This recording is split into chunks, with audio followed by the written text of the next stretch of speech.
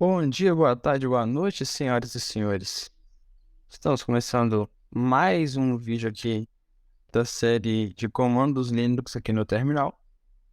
E hoje, galera, a gente vai estar falando do nosso querido comando ls, senhoras e senhores. Peço mil perdões aí pelo último vídeo que eu acabei esquecendo de ampliar aqui a imagem, né? Então ficou meio ruim de se ver aqui. Enfim, então, galera, o que que acontece? Vamos dar a introdução aqui. O comando ls no Linux é um dos comandos assim que são mais utilizados pelos usuários, e ele permite visualizar um diretório. Ele lista os arquivos e lista as pastas presentes neles. Por exemplo, aqui a sintaxe do ls é muito simples. Vamos dar aqui ainda /home, barra aqui no caso é cadu, e dá um downloads. Eu não estou dentro do diretório downloads, mas eu listei o que está me mostrando aqui no diretório downloads, porque eu dei um ls. E é basicamente essa a sintaxe aqui. E agora a gente pode ver alguns parâmetros que a gente pode estar usando aqui para deixar o nosso ls mais preciso. Por exemplo, o ls-l. O ls-l, galera, ele exibe os detalhes dos arquivos das pastas, como permissões, proprietário, tamanho, data de criação e entre outros. Ou seja, aqui você pode perceber que aqui nós temos as permissões, nós temos os proprietários, os grupos, o tamanho dos arquivos, a data de criação.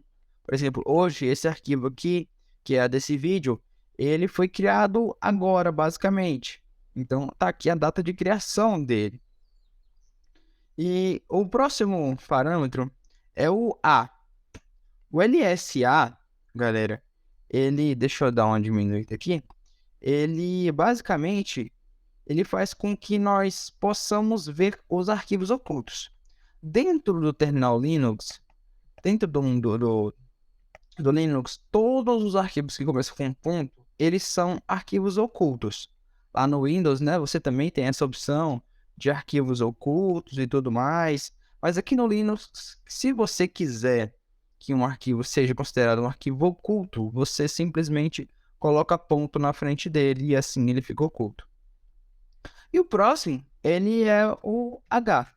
Então, se você der um ls-lh, você vai ver que o arquivo ele fica com uma leitura, ele fica mais legível para o usuário, né?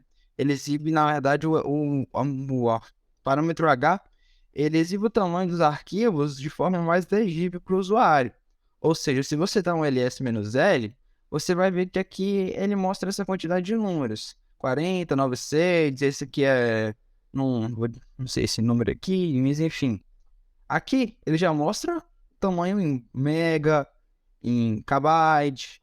Então fica muito mais fácil para a gente conseguir ler. Agora, o próximo parâmetro é o parâmetro "-t". O parâmetro "-t", ele ordena os arquivos e pastas pela data de modificação, do mais recente para o mais antigo. Ou seja, no caso, esse aqui é o último arquivo que eu estou mexendo, que nesse momento é o arquivo de gravação.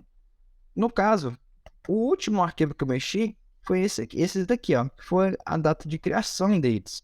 Foi no dia 10 que eu instalei esse sistema. Então, o que acontece? O "-t", ele lista justamente o último arquivo que você mexeu. Ele vai do mais recente para o mais antigo. No caso, por exemplo, aqui, o ls-r, ele lista os arquivos de forma invertida. Por exemplo, se você dá um ls aqui, né, como eu dei, o WPA, a pasta WPA, você percebe que ela está em último lugar.